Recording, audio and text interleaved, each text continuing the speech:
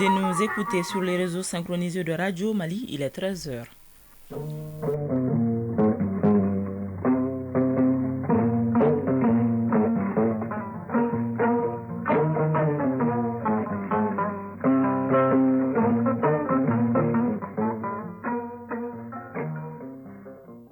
Le journal Barakissa Ouattara. Solidarité en faveur des personnes victimes d'inondations en marge de la Semaine nationale de la réconciliation. Pendant que le ministre en charge de la réconciliation remettait un chèque de 25 millions de francs CFA au ministre de la Sécurité et de la Protection civile afin de soutenir les actions du SECOJEC, le Conseil économique, social, environnemental et culturel, lui, s'est rendu à l'école primaire d'Ontemé qui accueille une cinquantaine de familles sinistrées. Des experts des pays membres de l'UEMOA sont depuis hier à Bamako. Ensemble, ils réfléchissent afin de minimiser les effets négatifs des crises qui affectent l'économie de l'espace UEMOA. Comment venir à bout des effets néfastes des changements climatiques par des solutions endogènes? C'est à cette question que le programme régional Benkadi Seko ONG Mali tente de répondre à travers un atelier de plaidoyer. Plus de 2 milliards de francs CFA sont investis pour sa mise en œuvre. Initialement prévue cet après-midi, la finale de la Super Coupe au colonel Assimi Goïta se jouera finalement lundi 23 septembre 2024. Elle oppose CNT et Koulikoro. La page sport, ça sera avec Isaac Tchenou. Voilà pour les sommaires, mesdames et messieurs, bonjour et bienvenue. Nous ouvrons ce journal par les activités de la Semaine nationale de la réconciliation qui s'achève demain. Tout d'abord, le ministre en charge de la réconciliation a remis hier un chèque de 25 millions de francs CFA au ministre de la Sécurité et de la Protection civile. Le geste permet de soutenir les actions du SECOJEC, structure en charge de gestion des cas d'inondation. Le reportage de Awadit Makamara. La portée d'un geste se mesure par celui qui l'est fait et à qui il est destiné. Ainsi, les autorités traduisent en actions concrètes le thème de cette édition de la Semaine nationale de la réconciliation, solidarité et unité nationale autour des victimes des inondations dans l'espace AES. Le chef d'orchestre de la CENAR remet un chèque géant de 25 millions de francs CFA à son collègue en charge de la protection civile, destiné au Centre de coordination et de gestion des crises et catastrophes SECOJEC, un geste d'une grande portée dans la situation que vit le pays. Colonel-major Ismaël Ouagué, ministre de la Réconciliation nationale. C'est eux qui poussent les pions derrière leur ordinateur, derrière leur caméra et vraiment de façon efficace. Voilà pourquoi d'apporter un appui symbolique, extrêmement symbolique, au ministère de la Sécurité, au profit du SECOJEC, pour vraiment encourager le travail qu'ils font, mais aussi les aider un peu dans la façon dont ils fonctionnent. Un geste de réconfort pour les bénéficiaires. Il salue la solidarité gouvernementale. Colonel Issa Raoul Danadabo, chef SECOJEC. Remercier toute cette forte volonté politique qui s'est d'abord dessinée par la déclaration de l'état de catastrophe nationale. À la suite de cela, nous avons assisté à la mobilisation des partenaires. Daoud Ali Mohamedine, ministre de la Sécurité et de la Protection civile. Je ne cesserai de vous remercier pour cette initiative d'avoir dédié cette semaine aux inondations qui sont une réalité. Changement climatique oblige, dérèglement climatique oblige. C'est une réalité et c'est d'actualité. Pour rappel, les inondations ont touché à la date d'aujourd'hui plus de 7000 ménages qui sont pris en charge par le gouvernement. Le vice-président du Conseil économique, social, environnemental et culturel a rendu visite à ceux ayant trouvé refuge à l'école primaire d'Ontemé et à Paradjikoroni, à Djikoroni-Para, en commune 4 du district de Bamako. Ils ont reçu une enveloppe symbolique pour leur permettre de soulager un tant soit peu leur souffrance. Abibatou dit Koyandjakiti. École d'Ontemé de Djikoroni-Para en commune 4 du district de Bamako. Cet établissement scolaire accueille depuis une dizaine de jours une cinquantaine de familles sinistrées. Il s'agit des pêcheurs qui ont pour résidence habituelle les berges du fleuve Niger côté rive gauche du district de Bamako et qui se sont retrouvés ici suite à l'inondation de leur domicile. Ils ont reçu une délégation du Conseil économique, social, environnemental et culturel qui est venu leur apporter le soutien moral et financier de l'institution. Basidiki Saounta, représentant des sinistrés. Nous sommes très heureux de cette visite de la délégation du Conseil économique, social, environnemental et culturel. Cela nous montre que les plus hautes autorités pensent à nous et nous souhaitons qu'elles sécurisent nos résidences. Solidarité à l'endroit des sinistrés. Un élan de solidarité adopté naturellement par le Conseil économique, social, environnemental et culturel. Amadou Sanoussi Dafé, vice-président du Conseil économique, social, environnemental et culturel. Il était de notre devoir d'être là dans cet élan de solidarité. On a compris beaucoup de choses et nous pensons que dans notre mission régalienne, qui est de conseiller et de faire des propositions, nous le ferons aux plus hautes autorités de la République, afin qu'ils puissent prendre des décisions idoines. Il y a aujourd'hui une question cruciale, c'est que bientôt l'ouverture des classes. Ces Bozo, ces Somono, dans 2 semaines, où est-ce qu'ils vont partir? C'est des questions très importantes que nous avons notées. La délégation n'est pas venue les mains vides. Elle a remis une enveloppe aux responsables de la commune 4. Cela devrait répondre un tant soit peu aux besoins de ces sinistrés. Focus à présent sur le CPU Mali, Centre pour la promotion de la paix et de l'unité au Mali. Il est le dernier né des structures relevant du ministère en charge de la réconciliation et de la paix au Mali. La nouvelle structure en phase d'installation se projette de promouvoir la paix et consolider l'unité nationale à travers des actions concrètes sur le terrain. Seydou Traoré est allé échanger avec le directeur général du CPU. C'est toujours en marge de la Semaine nationale de la réconciliation nationale, suivant le reportage. Au ministère de la Réconciliation, de la Paix et de la Cohésion nationale, le Centre pour la promotion de la paix et de l'unité au Mali, CEPU Mali, est la structure spécialisée dans la préservation du vivre ensemble et de la culture de la paix. Créé il y a quelques mois, le CEPU Mali est né de la volonté des autorités pour redonner un souffle nouveau au vivre ensemble et à l'unité nationale fortement ébranlée par les crises multiformes que le Mali a connues. Professeur Ibrahim Ndiaye, directeur général du Centre pour la promotion de la paix et de l'unité au Mali, CEPU Mali. C'est au mois de février que, officiellement, à travers l'ordonnance 2024-02 du 23 février exactement, que le centre a vu le jour. La structure, comme son nom l'indique, c'est pour la promotion de la paix et de l'unité nationale. L'idée derrière, c'est de faire en sorte que, de manière transversale, en collaborant avec tous les segments de la population malienne, privée comme publique, à l'intérieur du pays comme au niveau de la diaspora, on puisse trouver un moyen, on mette en place une stratégie autour des valeurs partagées. Pour arriver à la paix et à l'unité nationale, un canevas de travail est déjà établi. Il s'agit essentiellement de rétablir la confiance, de prendre en compte certaines recommandations du processus CVJR, de faire que tout ce qui reste en suspens en matière de passerelle, en matière de voies de communication, information possible, sensibilisation possible, pour qu'on se mette autour de la maison Mali, qu'on se retrouve pour vraiment que les tensions, les mésententes, les incompréhensions soient évacuées progressivement. Le deuxième volet, par rapport à l'unité nationale, nous allons travailler sur tous les mémoires et les héritages. Il faut également un accompagnement financier pour appuyer les études, la recherche, la formation pour asseoir les piliers du centre et le département mémoire, celui de la promotion de la paix, sans oublier la documentation et la communication. Certes, le contexte est difficile, mais la mission n'est pas impossible, car la société malienne regorge depuis la nuit des temps de mécanismes endogènes qui favorisent le vivre ensemble. Professeur Ibrahim Ndiaye. Notre nation est très vieille. Le Mali, c'est au moins au bas mot 5000 ans d'histoire. Donc nous avons eu à gérer, depuis le temps des royaumes, depuis le temps des empires, des crises, des guerres. Donc nous savons gérer les conflits, nous savons comment les résoudre pour installer la paix de manière durable. Il faut questionner cet héritage-là, il faut ramener cela. La République, ses lois, les instances, les conventions, tous les processus qui sont en cours sont utiles, mais au fond de nous-mêmes, en tant qu'enfants de ce pays-là, en tant que Malidés, nous savons aussi qu'est-ce qui est utile, qu'est-ce qui n'est pas utile à travers nos us et coutumes, à travers notre culture, à travers notre histoire partagée, à travers nos valeurs. En phase d'opérationnalisation, le CEPU Mali entend travailler en partenariat et en étroite collaboration avec les organismes publics et privés ainsi que les organismes non gouvernementaux, in fine pour un Mali en paix et réconcilié.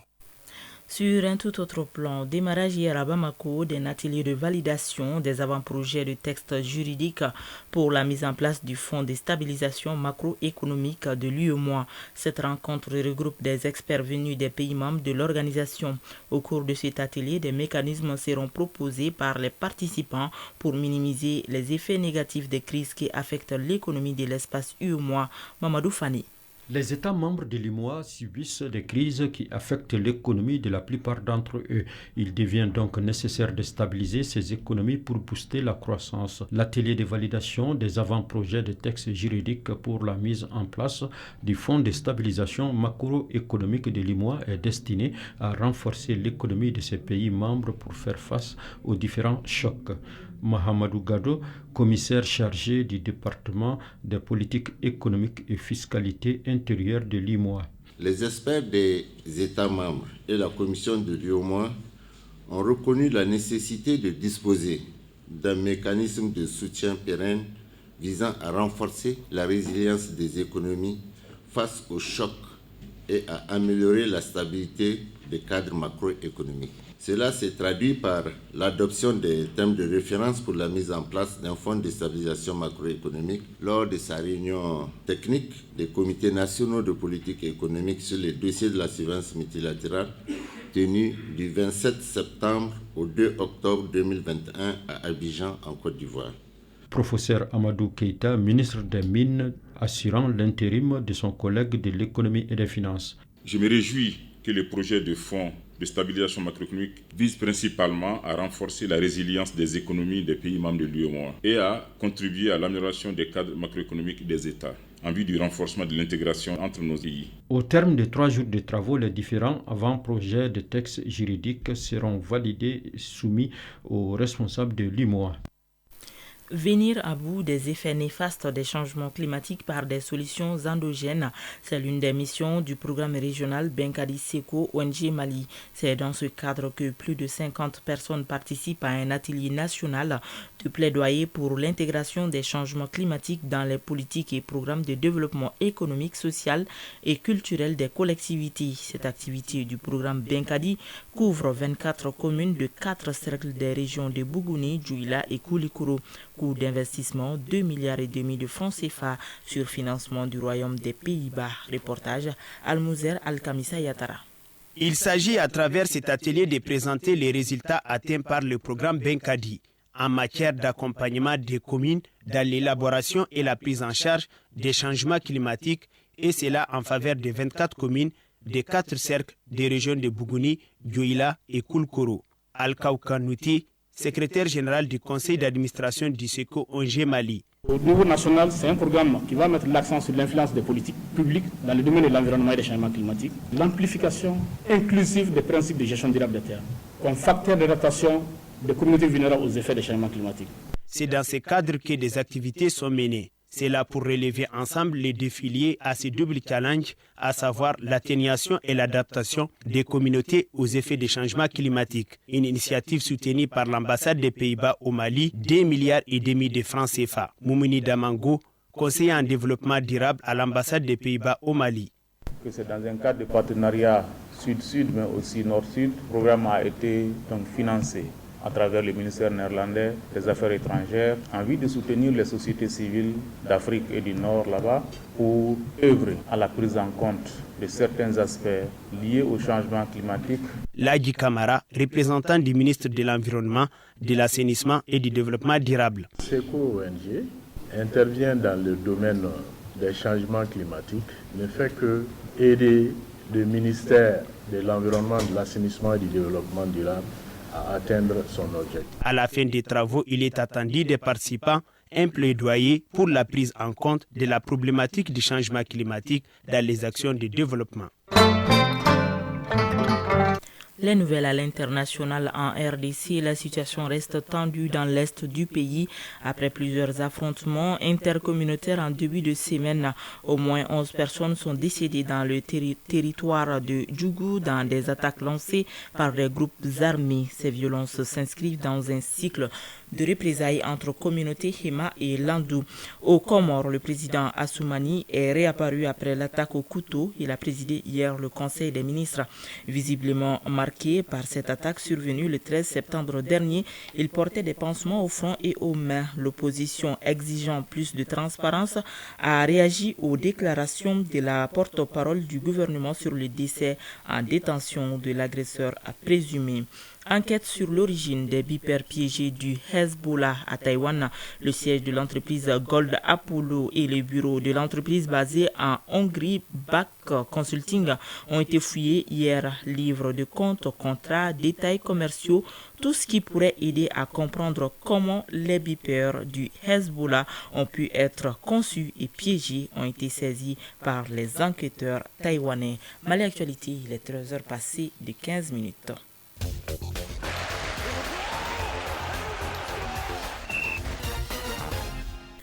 Sport, basketball, les finales de la Coupe du Mali auront lieu demain au Palais des Sports Salamatou Maïga. Coup d'envoi 15h. Football, la finale de la Supercoupe Colonel Assimi Goïta, initialement prévue pour cet après-midi, a été reportée pour lundi. En Coupe de la CAF, le Stade malien joue cet après-midi contre la Pennsville du Libéria qui avait gagné à l'aller 1-0. Le résumé de l'actualité sportive avec Isaac Chenou. Football, compétition interclub de la CAF. Les matchs retour du deuxième tour préliminaire de la Ligue des Champions et de la Coupe de la CAF se jouent ce week-end. En Coupe de la Confédération, le Samuel de Bamako reçoit à 16h30 les Libériens de Pennsville au stade du 26 mars de Yirimadio. On s'en souvient, les Stadistes avaient perdu au match aller 1-0 au Libéria. Les Blancs de Bamako ont donc obligation de s'imposer à domicile pour poursuivre la compétition. Les joueurs sont conscients de leur rôle à jouer pour la victoire.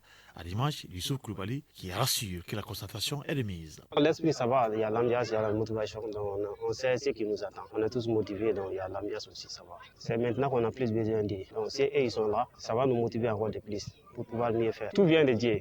Donc la première, Inch'Allah, on aura la victoire et puis la qualif, Inch'Allah. L'entraîneur Montou Kanemourlé s'est dit conscient de l'enjeu et s'est dit confiant. Très capital pour le stade et très capital pour moi, Mourlé, qui suis entraîneur aujourd'hui. Je suis dans une situation qui ne m'est jamais arrivée, que c'est une pression pour moi supplémentaire. Mais je n'ai jamais douté de ce que je fais. J'ai tout le temps fait confiance à ce que je fais et j'ai tout le temps passé. Et je crois également, avec cette équipe, je crois que j'ai une chance. Ce ne serait pas facile, ce ne serait pas du tout facile, mais je peux avoir une chance pour passer ce temps. À un moment donné, ce n'est pas de jouer au ballon, c'est de gagner le match. Jouer un match et gagner un match, ça fait deux. Moi, je veux qu'on gagne le match et non de jouer le match. Une rencontre à la portée des Blancs de Bamako et le coup d'envoi de la rencontre est prévu pour 16h30. Un match à suivre sur les antennes de Radio Mali et son réseau synchronisé. En Ligue des Champions, le Djoliba jouera dimanche contre l'Asco de Kara en match retour du dernier tour préliminaire au Togo. À l'aller disputé à domicile, les Rouges étaient imposés par le minimum de 1-0. Par contre, la finale de la Supercoupe Colonel Assimi Goïta, initialement prévue pour cet après-midi, a été reportée à lundi, toujours au stade Mamadou Konaté. Ainsi en a décidé la commission d'organisation. C'est là pour permettre à l'ensemble du public sportif de pouvoir apporter son soutien au Stade de Bamako qui a obligation de victoire devant l'équipe libérienne. Un report salutaire au regard de l'enjeu de cette rencontre du Stade de Bamako qui a besoin de soutien de tous pour réussir sa mission. Loin d'être impossible et quand on sait d'ailleurs que le Stade de Bamako joue bien à domicile. Pour plus de précision, je vous propose qu'on écoute le président de la commission nationale d'organisation, le commissaire-colonel Cheikh Mamadou Chérif Toungara. Il est au micro d'Abdul Karim Kaba. On a réfléchi à l'issue d'une réunion. On a vu que les stades jouent cet après-midi, vendredi même, à Bamako, pour la Coupe CAF. On s'est dit que vu que la Super Coupe Colonel Assimi Goïta, son esprit c'est quoi? C'est faire la fête, c'est réunir les Maliens, c'est unir les Maliens, créer la cohésion. Alors on s'est dit que pour que le public sportif puisse être concentré sur un seul événement, il fallait décaler cette finale. Comme nous, c'est un football de masse et on veut regrouper le plus grand nombre. Les stades, c'est un match international. Alors, on a dit qu'il faut aller soutenir les stades maliens. Ensuite, on va faire notre match ici, entre nous Maliens ici. Ce n'est pas une première. On a fait la même chose pour le Djoliba. Vous vous rappelez, le 25 août dernier, on avait décalé un de nos matchs pour le match de Djoliba. Heureusement ou malheureusement, l'adversaire de Djoliba n'est pas venu. Donc ce match n'a pas eu lieu. Mais nous, on avait quand même pris la décision de décaler. Donc c'est une habitude à la Supercoupe. Quand un événement international arrive, quand les Aigles jouent, les Djoliba, ainsi de suite, tant que ça se passe à Bamako, on décale nos programmations. Et cette fois-ci, ça a été trop juste, c'est vrai, mais c'est ça l'objectif principal. Pour rappel, la finale de la Super Coupe Colonel Assimi Goïta opposera CNT et Koulikoro. Les deux équipes sont issues de la poule B. Hier déjà, Bamako a remporté la 3e place en venant à bout de Ségou, battu 4-0. Basketball pour terminer, les finales de la Coupe du Mali de basketball se joueront demain au Palais des Sports Salamatou Maïga. Le Salman de Bamako est sur les 2 tableaux en dames et messieurs. À 15h, les hommes du Salman de Bamako seront face aux policiers. Et juste après, les filles du Salman de Bamako en découdront avec celles du Djoliba. Nous y reviendrons largement dans nos prochaines éditions. Et ainsi s'achève cette édition réalisée et coordonnée par Bemba Sibi. C'est une présentation de Barakissa Ouattara. La mise en onde est assurée par Bintou Traoré, mise en ligne Sekou Traoré. Merci à vous de l'avoir suivi. Prochain rendez-vous avec les infos, c'est à 19h30 avec Siaka Kounati. D'ici là, juste après ce journal, vous pourrez suivre les avis et communiquer avec Fatim Dambili.